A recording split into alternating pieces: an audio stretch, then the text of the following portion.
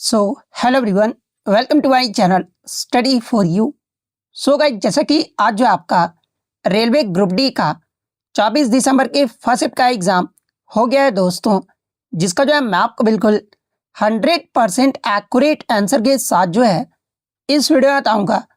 तो देख लेते हैं कि किस प्रकार के जो है आज आपके 24 दिसंबर के फर्स्ट शिफ्ट के एग्ज़ाम में जो है प्रश्न पूछे गए हैं।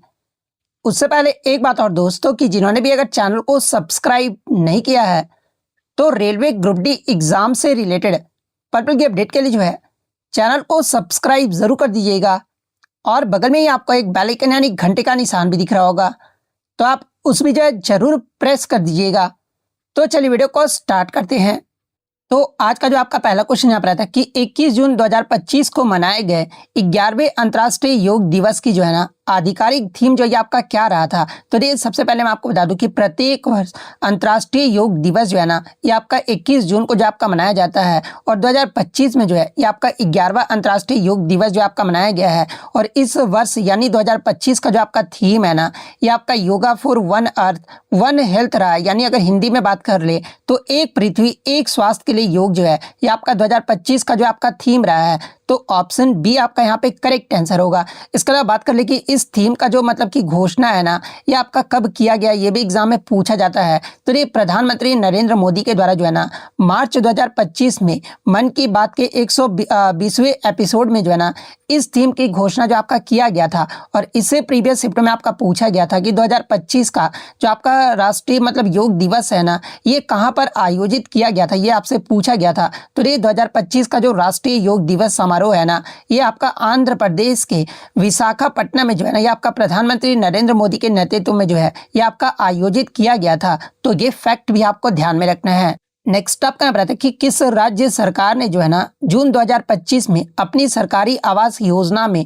अल्पसंख्यक लाभार्थियों के लिए कोटा 10% से बढ़ाकर जो है ना ये 15% करने के प्रस्ताव को जो आपका मंजूरी दिया है। तो ये मैं आपको बता दूं कि हाल ही में आपका जो है ना यानी जून 2025 में जो है कर्नाटक राज्य सरकार के द्वारा जो है अपनी सरकारी आवास योजनाओं में जो है ना अल्पसंख्यक लाभार्थियों के लिए जो है कोटा 10% से बढ़ाकर जो है आपका 15% करने का प्रस्ताव को मंजूरी जो है ना ये आपका दिया गया है। तो ऑप्शन बी कर्नाटक आपका करेक्ट आंसर होगा।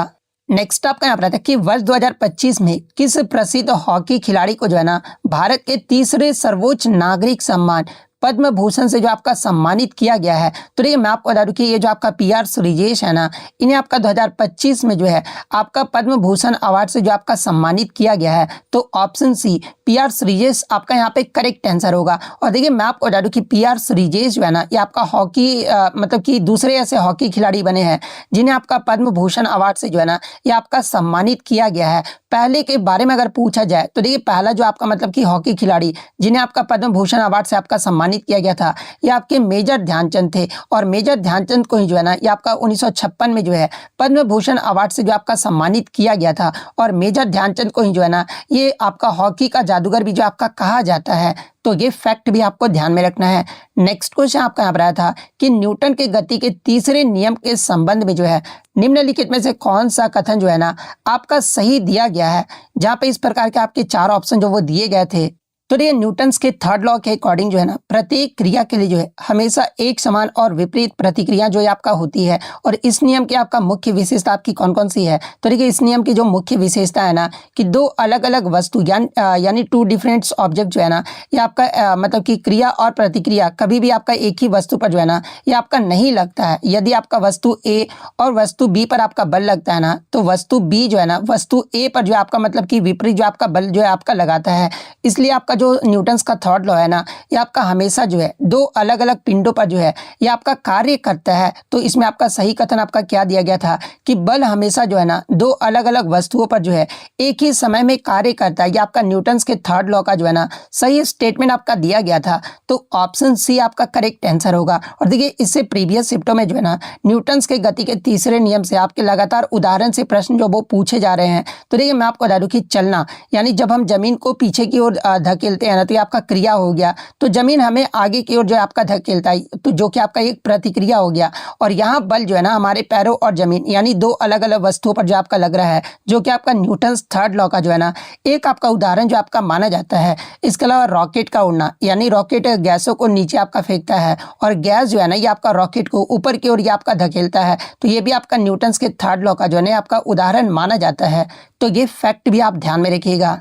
नेक्स्ट आपका यहाँ पर आता है कि पादप कोशिकाओं के वैक्यूल यानी रसधानी के भीतर जो है ना पाए जाने वाले जो तरल पदार्थ होते हैं उसको क्या कहा जाता है, ये आपसे पूछा गया था। जहाँ पे इस प्रकार के 4 ऑप्शन जो वो दिए गए थे। तो ये मैं आपको बता दूं कि पादप कोशिकाएं यानी प्लांट सेल में जो है ना एक बड़ी रिक्तिका या फिर रसधानी होती है, और जो एक झिल्ली से जो है ना ये आपका घिरा होता है, और जिसे आपका मतलब कि टोनोप्लास्ट ही जो आपका मतलब कि कहा जाता है। और इसके भीतर जो आपका मतलब कि जो भरे तरल की जो कोशिका मतलब कि जो तरल होता है ना, इसे आपका जो है सेल सैप यानी कोशिका रस जो है ना ये आपका कहा जाता है। और यही पूछा गया था कि तरल पदार्थ को क्या कहा जाता है, तो आपका सेल सैप यानी कोशिका रस जो आपका कहा जाता है। तो ऑप्शन बी आपका करेक्ट आंसर होगा। इसके अलावा अगर इसके कंपोजिशन यानी घटक की बात करें, जहां से एग्जाम में प्रश्न पूछे जाते हैं, तो ये कोशिका रस में मुख्य रूप से जो है ना ये आपका जल होता है, जिसमें आपका शर्करा, अमीनो एसिड, खनिज, लवण, अपशिष्ट पदार्थ और कुछ घुले हुए जो आपके एंथोसाइनिक जो रंजक होते हैं यानी पिगमेंट जो है ये आपके पाए जाते हैं। और इसका फंक्शन यानी कार्य की बात कर ले तो ये जो आपका कोशिका को जो है आपका टर्जिडिटी यानी स्फीति और कठोरता जो आपका प्रदान करता है, जिसे पौधे का ढांचा भी जो आपका बना रहता है। और ये आपका कोशिका के भीतर जो है ना ऑस्मोटिक प्रेशर यानी परासरणीय दाब को जो भी जो आपका नियंत्रित करता है। और ये आपका हानिकारक उत्सर्जी पदार्थों को भी जो है ना कोशिका के बाकी हिस्सों से अलग रखने का भी जो है आपका कार्य करता है। तो ये फैक्ट भी आपको ध्यान में रखना है। नेक्स्ट आपका क्वेश्चन है कि निम्नलिखित में से कौन सा विकल्प जो है ना सबसे कम अभिक्रियाशील यानी लीस्ट रिएक्टिव तत्वों को जो है ना या फिर धातु को जो आपका दर्शाता है। जहाँ पे इस प्रकार के आपके 4 ऑप्शन जो वो दिए गए थे। तो देखिए मैं आपको बता दूं कि आपका मतलब कि कल आपका जो है मतलब सबसे ज़्यादा रिएक्टिव तत्वों के बारे में पूछा गया था, तो आज आपका जो है ना सबसे कम अभिक्रियाशील धातु के बारे में आपका पूछा गया है। तो आप रिएक्टिविटी सीरीज पहले आप ध्यान से देख लो, जहाँ से एग्जाम में आपके लगातार प्रश्न पूछे जा रहे हैं। तो देखिए सबसे ज़्यादा जो आपका रिएक्टिव मेटल्स होता है ना ये आपका पोटेशियम होता है, उसके बाद आपका सोडियम होता है, फिर आपका लिथियम होता है, फिर आपका बेरिलियम होता है, फिर आपका स्ट्रोंटियम होता है, फिर आपका कैल्शियम होता है, फिर आपका मैग्नीशियम होता है, फिर आपका एल्यूमिनियम, फिर आपका मैंगनीज होता है, फिर आपका जिंक होता है, फिर आपका क्रोमियम होता है, उसके बाद आपका आयरन होता है, उसके बाद आपका कैडमियम, फिर आपका कोबाल्ट, फिर आपका निकेल, उसके बाद आपका जो वो टीन होता है, उसके बाद आपका लेड होता है, उसके बाद हाइड्रोजन, फिर आपका एंटीमनी, उसके बाद आपका बिस्मथ, फिर आपका कॉपर, फिर आपका मरकरी, फिर आपका सिल्वर, फिर आपका गोल्ड। उसके बाद जो सबसे लीस्ट मतलब कि रिएक्टिव जो मेटल होता है ना ये आपका प्लेटिनम होता है, लेकिन आपका प्लेटिनम ऑप्शन में नहीं दिया गया था, गोल्ड आपका जो वो दिया गया था। तो गोल्ड किस ऑप्शन में आपका दिया गया, आप यहाँ पे क्लियरली देख सकते हैं कि आपका जो गोल्ड है ना ऑप्शन डी में आपका जो वो दिया गया है। तो ऑप्शन डी आपका यहाँ पे करेक्ट आंसर होगा। नेक्स्ट आपका यहाँ पर क्वेश्चन आया था कि अंतर्राष्ट्रीय बिग कैट अलायंस का जो हेडक्वार्टर है ना यानी मुख्यालय जो है ये आपका किस शहर में स्थित है, ये आपसे पूछा गया था।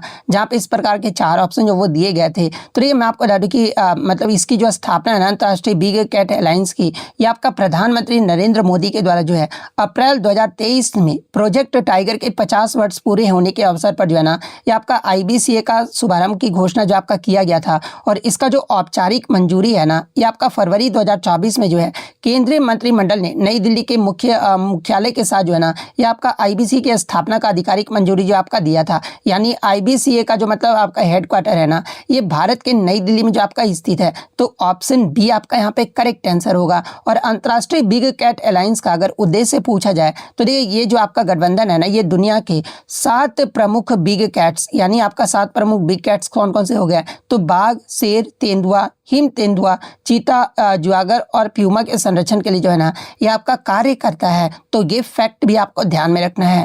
नेक्स्ट आपका यहाँ पर आता है कि सैलून में दाढ़ी बनाने यानी सेविंग के लिए जो है ना किस प्रकार के दर्पण का उपयोग जो आपका किया जाता है।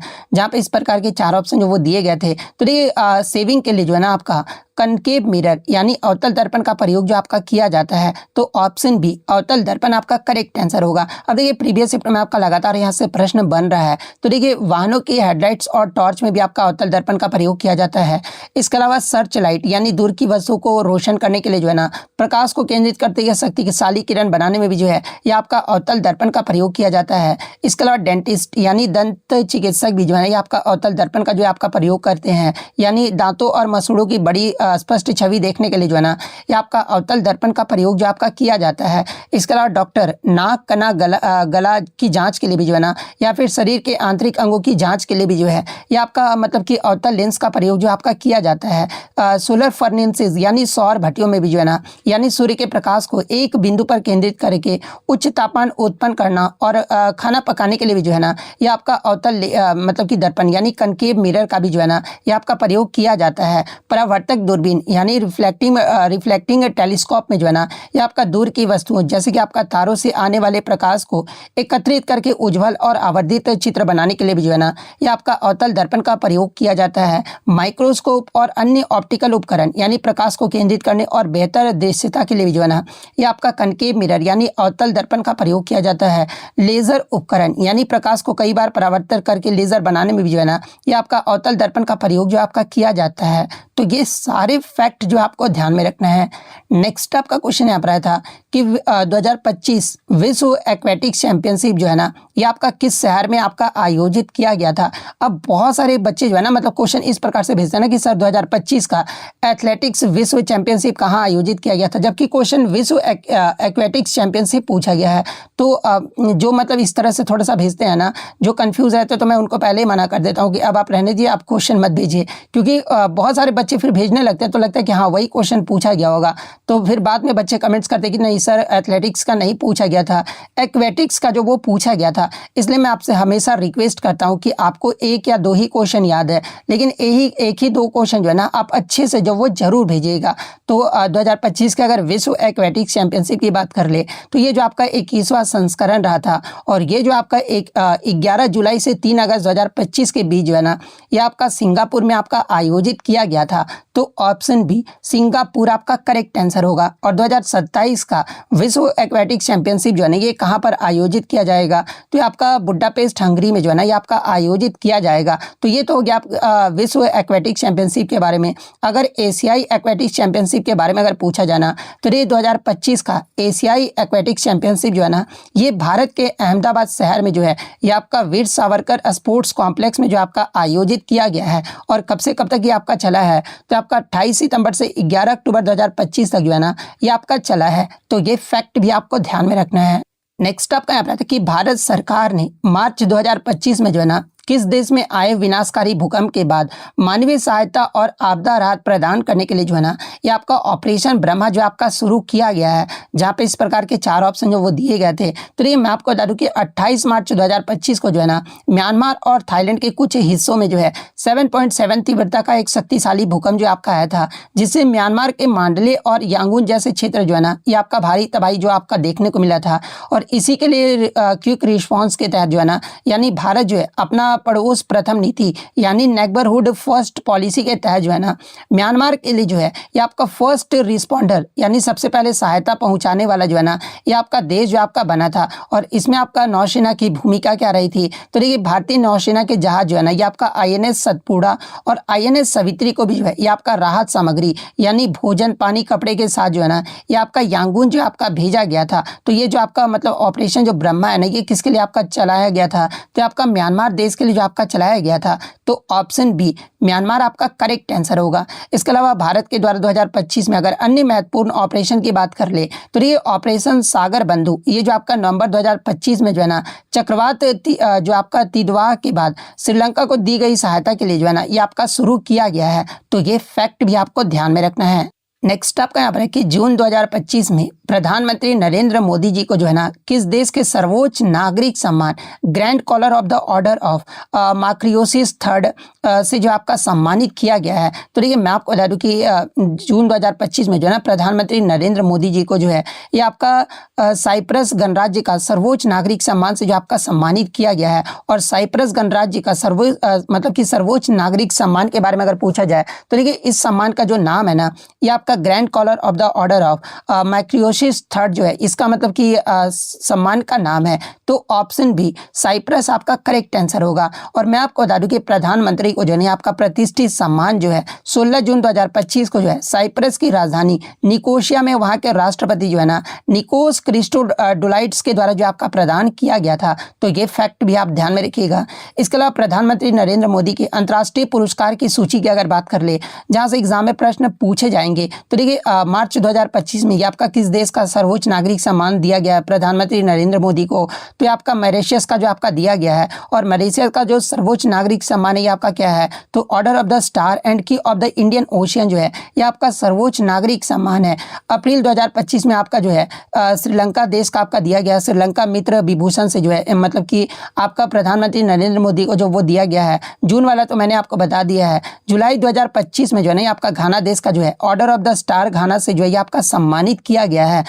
इसी के अलावा 4 जुलाई 2025 को जो है ना ये आपका order of the Republic of Trinidad and Tobago यानी ट्रिनिडाड एंड टोबैगो का भी जो है ना ये आपका सम्मान से जो आपका सम्मानित किया गया है। 8 जुलाई 2025 को जो ये आपका ब्राजील का order of the southern cross से जो है आपका सम्मानित किया गया है। 9 जुलाई 2025 को जो है आपका नाम्बिया का ऑर्डर ऑफ द वेल्स मतलब कि वेल्सटिचिया से जो है आपका सम्मानित किया गया है। 16 दिसंबर 2025 को जो है ना ये आपका इथियोपिया के ग्रेट ऑनर ऑफ निशान ऑफ इथियोपिया इस पुरस्कार मतलब कि इस सम्मान से जो है ना ये आपका सम्मानित किया गया है। तो ये सारे फैक्ट जो आपको ध्यान में रखना है।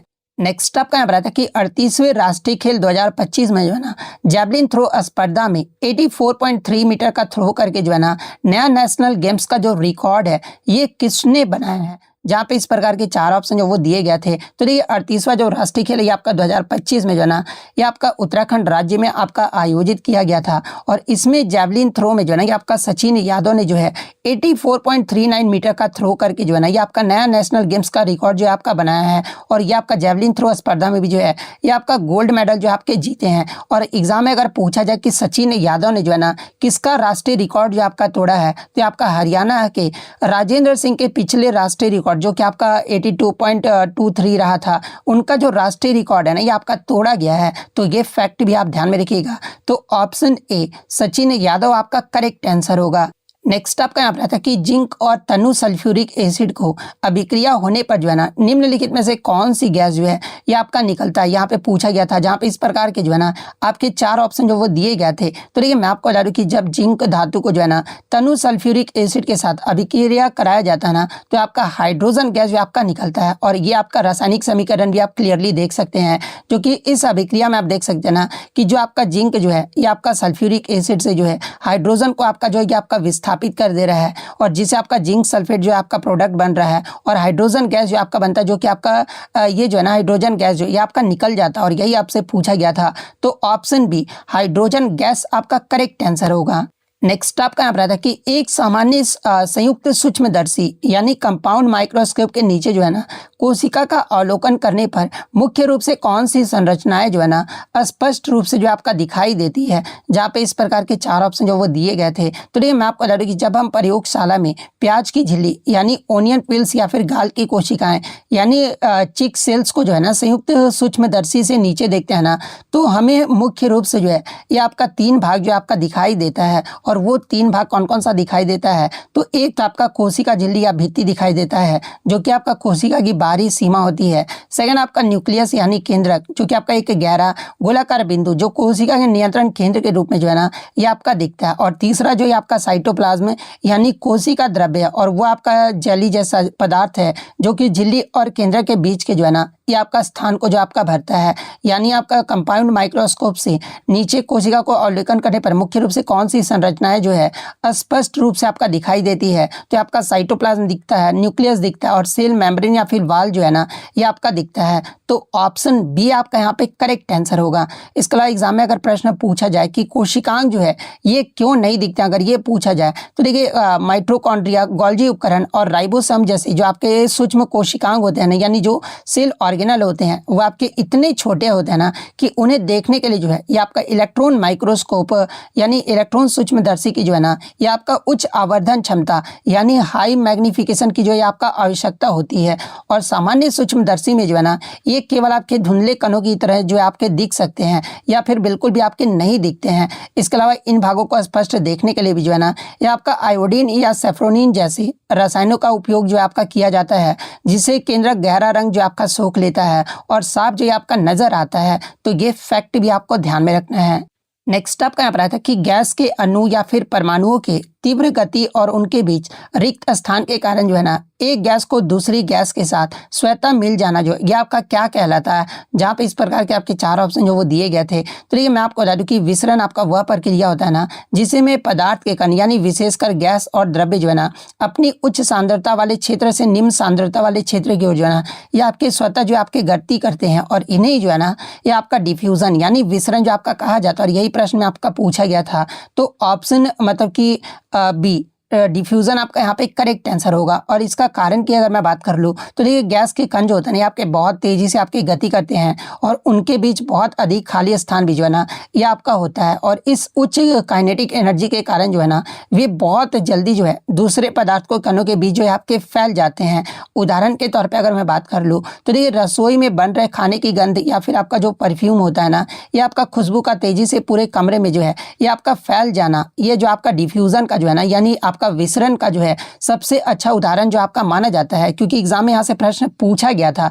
इसके अलावा तापमान का प्रभाव की बात कर ले तो देखिए तापमान बढ़ने पर जो है ना कणों की गति और तेज हो जाती है, जिससे आपका विसरण की जो दर होती है ना यानी रेट ऑफ डिफ्यूजन भी जो होता है ये आपका बढ़ जाता है। इसके अलावा अगर अन्य विकल्पों की अगर मैं मतलब कि विश्लेषण कर लूँ, जैसे कि इवापोरेशन दिया गया था, कंडेंसेशन दिया गया था और सब्लिमेशन आपका जो है मतलब कि ऑप्शन में आपका दिया गया था। तो देखिए ये जो आपका इवापोरेशन यानी वाष्पन जो है ना ये द्रव्य की सतह से कणों को गैस में जो आपका बदलता है। कंडेंसेशन की बात कर ले यानी संघनन जो है ना ये गैस को ठंडा होकर जो है ये आपका द्रव्य में जो आपका बदलता है। वहीं सब्लिमेशन यानी ऊर्ध्वपातन जो है ना ये ठोस को जो है बिना द्रव्य बने सीधा गैस में जो आपका बदलता है। तो ये फैक्ट भी आपको ध्यान में रखना है। नेक्स्ट आपका यहाँ पर कि हाइपरमाइट्रोपिया जिसे आपका दूरदृष्टि दोष कहा जाता है, इससे पीड़ित व्यक्ति के साथ जो है ना निम्नलिखित में से क्या होता है। जहाँ पे इस प्रकार के चार ऑप्शन जो वो दिए गए थे, तो ये मैं आपको बता दूं कि हाइपरमाइट्रोपिया में जो है ना व्यक्ति को जो दूर की चीज़ें होती है वो तो आपको साफ दिखाई देता है, लेकिन पास की जो वस्तुएं होती है ना जैसे कि किताब पढ़ना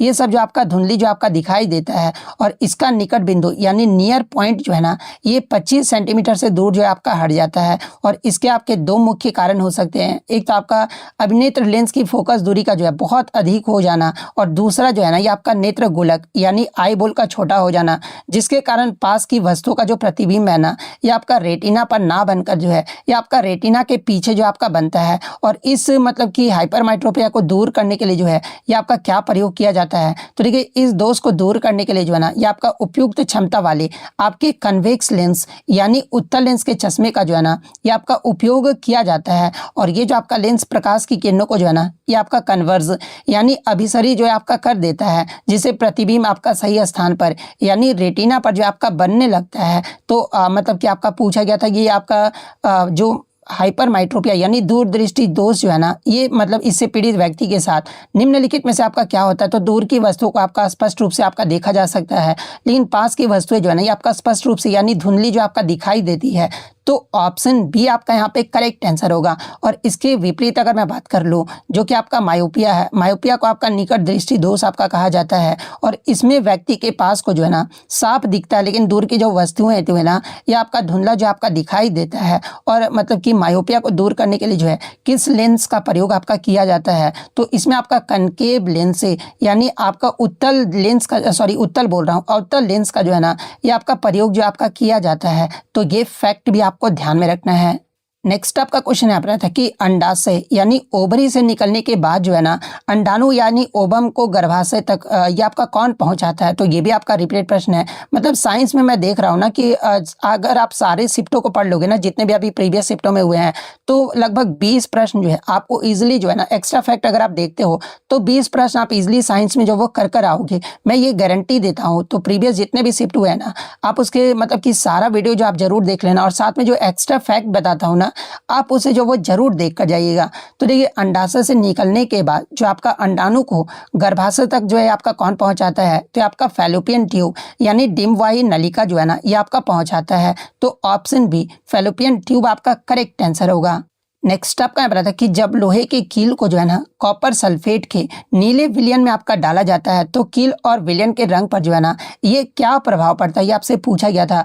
जहाँ पे इस प्रकार के आपके 4 ऑप्शन जो वो दिए गए थे। तो देखिए मैं आपको बता दूं कि लोहा जो है ना ये कॉपर की तुलना में जो है ये आपका अधिक अभिक्रियाशील होता है। आपको मैंने अभी मतलब कि रिएक्टिविटी सीरीज दिखाया जिसमें आप देख सकते थे कि लोहा जो है ना ये आपका कॉपर की तुलना में जो है ये आपका अधिक अभिक्रियाशील होती है। इसलिए आपका कॉपर सल्फेट के विलयन से जो है ना कॉपर को जो है आपका विस्थापित जो आपका कर दे रहा है। आप यहाँ पे कॉपर सल्फेट का विलयन भी देख सकते हैं जो कि आपका कॉपर जो है मतलब कि ये आपका विस्थापित हो जा रहा है। इसके बाद कॉपर सल्फेट को जो है ना ये आपका प्रारंभिक नीला रंग यानी आयरन सल्फेट बनने के कारण जो है ना ये आपका बदलकर जो है ये आपका हरा रंग का हो जाता है। और कील जो होता है ना यानी विस्थापित कॉपर यानी तांबा जो होता है ये लोहे के कील पर जो आपका जमा हो जाता है जिससे कील का जो रंग होता है ना आपका ब्राउनिश यानी भूरा दिखाई देने जो है आपका लगता है। और यही आपसे पूछा गया था। और यहाँ पे आप रासायनिक समीकरण भी जो आप क्लियरली जो वो देख सकते हैं। तो आपका जो रंग है ना ये आपका विलयन का नीला रंग फीका यानी हरा जो है आपका पड़ जाता है और कील जो है ना ये आपका भूरा जो है आपका हो जाता है।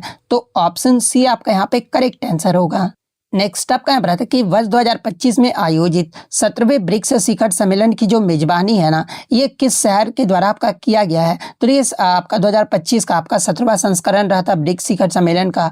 और ये जो आपका है ना ये आपका ब्राजील के रियो डी जेनेरियो में जो आपका आयोजित किया गया था। तो ऑप्शन बी आपका यहाँ पे करेक्ट आंसर होगा। और इससे प्रीवियस शिफ्ट में आपका पूछा गया था ना कि 2025 ब्रिक्स शिखर सम्मेलन का जो है ये आपका थीम क्या रहा था। तो ये इसका जो आपका थीम है ना ये आपका मतलब कि strengthening global south corporation for a more inclusive and sustainable governance रहा था। यानी अगर हिंदी में बात कर ले तो अधिक समावेशी और टिकाऊ शासन के लिए जो है वैश्विक दक्षिण सहयोग को मजबूत करना ये आपका 2025 का थीम रहा था। और इससे प्रीवियस शिफ्ट में आपका पूछा गया था कि जनवरी 2025 में ब्राजील द्वारा की गई घोषणा के अनुसार जो है ना कौन सा देश आधिकारिक तौर पर जो है ब्रिक्स का आपका पूर्ण सदस्य जो आपका बन गया है। तो जनवरी 2025 में जो है ये आपका इंडोनेशिया जो आपका बना था। तो ये फैक्ट भी आपको ध्यान में रखना है। नेक्स्ट आपका यहाँ पर है कि केंद्रीय मंत्री शिवराज सिंह चौहान ने जो है ना मई जून 2025 में विकसित कृषि संकल्प अभियान का शुभारंभ जो है ना ये किस राज्य से जो आपका किए हैं। तो देखिए केंद्रीय मंत्री शिवराज सिंह चौहान के द्वारा जो है ना 29 मई 2025 को जो है उड़ीसा के भुवनेश्वर से जो है ना ये आपका विकसित कृषि संकल्प अभियान का उद्घाटन जो आपका किया गया है। तो ऑप्शन बी उड़ीसा राज्य आपका करेक्ट आंसर होगा। नेक्स्ट आपका यहाँ पर आता है कि IQAir द्वारा जारी विश्व वायु गुणवत्ता रिपोर्ट 2025 के अनुसार जो है ना दुनिया के सबसे प्रदूषित देशों की श्रेणी में जो है भारत का कौन सा स्थान या रैंक जो आपका रहा है। तो ये आपका जो मतलब कि सबसे प्रदूषित देशों में आपका 2025 में जो है ना भारत आपका जो है 5वें स्थान पे जो आपका रहा है। तो ऑप्शन बी 5वां आपका करेक्ट आंसर होगा। पहले स्थान पे कौन सा देश रहा, तो आपका चाड रहा है। दूसरे स्थान पे जो आपका बांग्लादेश रहा है। तो ये क्रम भी जो आपको ध्यान में रखना है। नेक्स्ट आपका यहाँ पर आता है कि आपका जो चुंबकीय क्षेत्र रेखाएं यानी मैग्नेटिक फील्ड लाइंस जो है ना एक दूसरे के बहुत निकट यानी क्लोज प्रॉक्सिमिटी होना चुंबकीय क्षेत्र के किस गुण को जो है ना ये आपका दर्शाता है। जहाँ पे हुबहू जो है आपके 4 ऑप्शन जो वो दिए गए थे जो कि आपके हर्षराज के द्वारा जो है ना ये आपके 4 ऑप्शन इस प्रकार से जो वो देखने को मिले थे। तो देखिए मैं आपको बता दूं कि चुंबकीय क्षेत्र रेखाओं की निकटता का जो है ना सीधा संबंध जो है ये आपके चुंबकीय क्षेत्र की प्रबलता यानी स्ट्रेंथ से होता है। जहाँ ये जो रेखाएं होती है ना ये आपका एक दूसरे के पास या फिर सघन जो आपका होता है और वहाँ आपका चुंबकीय क्षेत्र जो है ना ये आपका बहुत ही स्ट्रॉन्ग यानी प्रबल जो ये आपका होता है। वहीं अगर ध्रुवों पर स्थिति की बात कर लेना तो ये चुंबक के ध्रुव यानी नॉर्थ एंड साउथ पोल्स पर जो है ना चुंबकीय बल रेखाएं जो ये आपका सबसे अधिक निकट होती है। इसलिए ध्रुवों पर चुंबकीय आकर्षण जो है ना ये आपका सबसे अधिक तीव्र जो आपका होता है। यानी आपका एक दूसरे के बहुत निकट होना चुंबकीय क्षेत्र के किस गुण को आपका दर्शाता है। तो ये चुंबकीय क्षेत्र की तीव्रता या प्रबलता को जो है ना ये आपका दर्शाता है। तो ऑप्शन बी आपका यहाँ पे करेक्ट आंसर होगा। नेक्स्ट आपका यहाँ पर आता है कि यदि 220 वोल्ट के विभवांतर पर एक उपकरण 11 किलोवाट बिजली को खपत करता है तो परिपथ में प्रवाहित होने वाली विद्युत धारा का जो मान होगा ना, ये क्या होगा, ये आपसे पूछा गया था।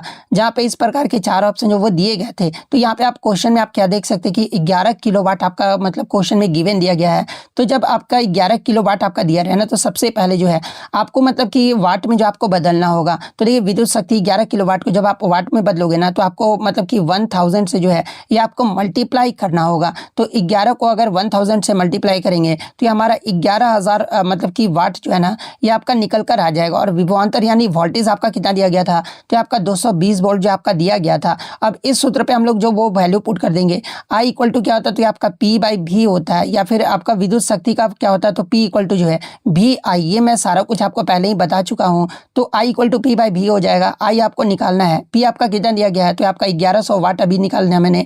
और आपका V यानी वोल्टेज जो है ना, ये आपका 220 जो आपका दिया गया है, तो एक शून्य से एक शून्य आपके कट जाएगा। उसके बाद जब आप इसे काटोगे ना, तो ये आपका 50 नहीं जो है आपका कट जाएगा, यानी आपका जो करंट आएगा ना, यानी निष्कर्ष की बात कर ले तो 220 वोल्ट पर 11 किलोवाट बिजली की खपत होने पर जो है ना, परिपथ में जो आपका प्रवाहित होने वाली धारा का जो मान होगा ना, ये आपका 50 एम्पियर होगा। और 50 एम्पियर किस ऑप्शन में आपका दिया गया है, तो ऑप्शन सी में आपका दिया गया है। तो ऑप्शन सी आपका करेक्ट आंसर होगा। नेक्स्ट आपका यहाँ पर आता है कि संतृप्त हाइड्रोकार्बन यानी सैचुरेटेड हाइड्रोकार्बन जैसे कि एल्केन्स होते हैं, इसमें कार्बन परमाणुओं के बीच जो है ना, किस प्रकार का रासायनिक आबंध यानी बॉन्ड जो आपका पाया जाता है। तो देखिए सैचुरेटेड हाइड्रोकार्बन होते क्या हैं, तो देखिए वे हाइड्रोकार्बन जिनमें कार्बन परमाणु के जो है ना, ये आपका 4 संयोजकताएं यानी 4 वैलेंसीज केवल जो है एकल सहसंयोजक आबंध यानी सिंगल कोवेलेंट बॉन्ड्स द्वारा जो है ना, ये आपका संतुष्ट होती है। और उन्हें जो आपका संतृप्त हाइड्रोकार्बन जो आपका कहा जाता है। और ये जो आपका संतृप्त हाइड्रोकार्बन में जो है ना, किस प्रकार का बॉन्ड आपका पाया जाता है, तो ये आपका सिंगल बॉन्ड जो है ना, ये आपका पाया जाता है। तो ऑप्शन ए एकल आबंध आपका यहाँ पे करेक्ट आंसर होगा।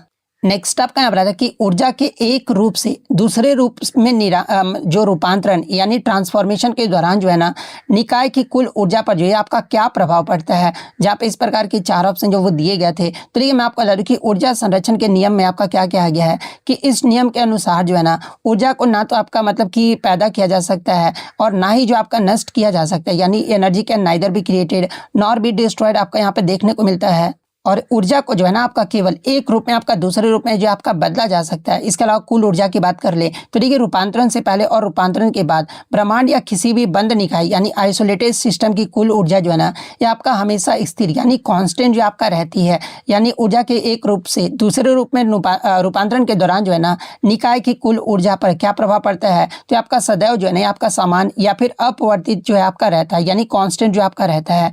तो ऑप्शन सी आपका करेक्ट आंसर होगा। नेक्स्ट आपका यहाँ पर आता है कि उल्टी यानी वॉमिटिंग होने के बाद जो है ना, डॉक्टर तुरंत पानी से कुल्ला करने या फिर मुंह धोने की जो सलाह है ना, ये मुख्य रूप से किस कारण से जो आपका देते हैं।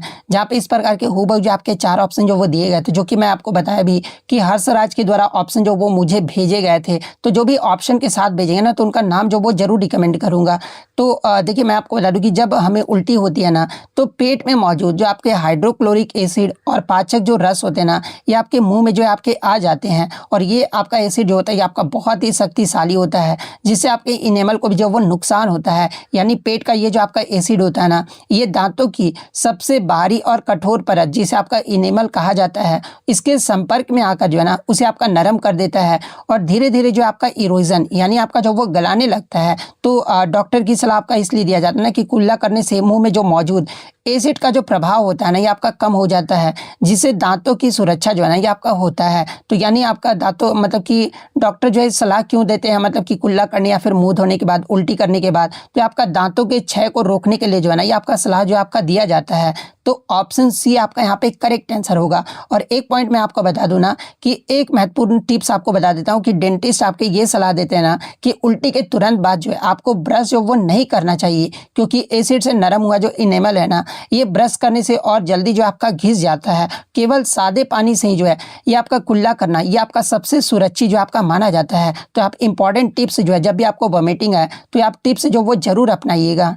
नेक्स्ट आपका यहाँ पर आता है कि भारत सरकार द्वारा शुरू की गई मिस्टी योजना का जो है ना फुल फॉर्म जो आपका पूछा गया था। तो देखिए मिस्टी योजना के फुल फॉर्म की अगर मैं बात कर लूँ तो देखिए इसका जो फुल फॉर्म होता है ना ये आपका mangrove initiative for shoreline habitats and tangible incomes होता है। यानी अगर हिंदी में बात कर ले तो तटीय आवासों और मूर्त आय के लिए मैंग्रोव पहल, ये आपका मतलब किसका मतलब फुल फॉर्म होता है। तो ये किस ऑप्शन में, तो ऑप्शन बी में आपका दिया गया है। तो ऑप्शन बी आपका यहाँ पे करेक्ट आंसर होगा। और देखिए मिस्टी योजना को जो है आपका 2023-24 के बजट में जो है ये आपका घोषित किया गया था और 5 जून 2023 को जो आपका लॉन्च किया गया था। और मिस्टी योजना का जो मुख्य उद्देश्य है ना ये तटीय क्षेत्रों में मैंग्रोव आवरण को बढ़ाना, तटीय कटाव रोकना और स्थानीय समुदायों को आय के भी जो है ना ये आपका अवसर जो आपका प्रदान करना है। तो ये फैक्ट भी आपको ध्यान में रखना है। नेक्स्ट आपका यहाँ पर आता है कि फार्मूला 1 के इतिहास में लगातार 3 वर्ष या उससे अधिक तक जो है ना विश्व चैंपियन जीतने वाले सबसे कम उम्र के जो ड्राइवर है ना ये आपके कौन बने हैं। जहाँ पे इस प्रकार के 4 ऑप्शन जो वो दिए गए थे। तो ये मैं आपको बता दूं कि सेबेस्टियन वेटल ने जो है ना 2010, 11 और 12 में लगातार जो है 3 F1 विश्व चैंपियनशिप जो है ना ये आपके जीते हैं। और वे मात्र जो है आपका 23 साल 134 दिन की उम्र में जो है ना सबसे कम उम्र के 3 बार चैंपियन जो है आपके बने थे, जो कि आपका एक मतलब कि रिकॉर्ड भी रहा है। जबकि वहीं अगर मैक्स वर्स्टैपेन की अगर मैं बात कर लूँ तो देखिए मैक्स वर्स्टैपेन ने जो है ना 2021-24 तक लगातार जो है ये आपके 4 F1 मतलब कि विश्व चैंपियनशिप के खिताब जो आपके जीते हैं। लेकिन उनका पहला जो खिताब जीतते समय जो उनका उम्र रहा था ना ये 24 साल 73 दिन की उम्र में जो है ये आपका मतलब कि इन्होंने जो वो जीता था, जो कि आपका वेटल से जो आपका अधिक है। जिससे मतलब कि सेबेस्टियन वेटल का लगातार 3 खिताब जीतने का जो रिकॉर्ड है ना ये सबसे कम उम्र में आपका आज भी जो है आपका कायम है। तो सेबेस्टियन वेटल ऑप्शन में आपका दिया गया होगा। तो ऑप्शन बी सेबेस्टियन वेटल आपका करेक्ट आंसर होगा। नेक्स्ट अगर मैं बात कर लूँ तो देखिए कल आपका जो है ना 25 आपका दिसंबर हो गया ना, 25 दिसंबर को आपका कोई भी एग्जाम नहीं है। तो अब आप कमेंट्स मत करने लगना सर 25 दिसंबर के क्वेश्चन लाइए। मैं आपको पहले ही क्लियर कर दूं कल आपका कोई भी एग्जाम नहीं है। तो कल मैं क्या करूंगा ना कि 25 दिसंबर को आपका एग्जाम नहीं है तो आज वाला आप ये वीडियो पूरा देख लो। कल मैं आपको सेकेंड और थर्ड शिफ्ट, आज को जो सेकेंड और थर्ड शिफ्ट है ना उसके मैं वीडियो कल आपको अपलोड कर दूंगा। तो अब आप सर कमेंट्स मत करने लगा कि सर सेकेंड और थर्ड शिफ्ट का। तो इस वीडियो में अगर आपका एग्जाम हुआ है सेकेंड और थर्ड शिफ्ट में तो आप एग्जैक्टली क्वेश्चन 1 ही 2 क्वेश्चन बताइएगा, लेकिन कमेंट्स करके बताइएगा कि उसमें आपका क्वेश्चन क्या पूछा गया था और किस प्रकार से ऑप्शन जो आपके दिए गए थे। आप ये जो है जरूर कमेंट करके बताइएगा। तो अगर वीडियो पसंद आई तो वीडियो को लाइक जरूर कर दीजिएगा और इसी तरह रियल एनालिसिस पाने के लिए जो है ना चैनल को सब्सक्राइब जरूर कर दीजिएगा। तो मिलते हैं नेक्स्ट वीडियो, तब तक thank you, all the best.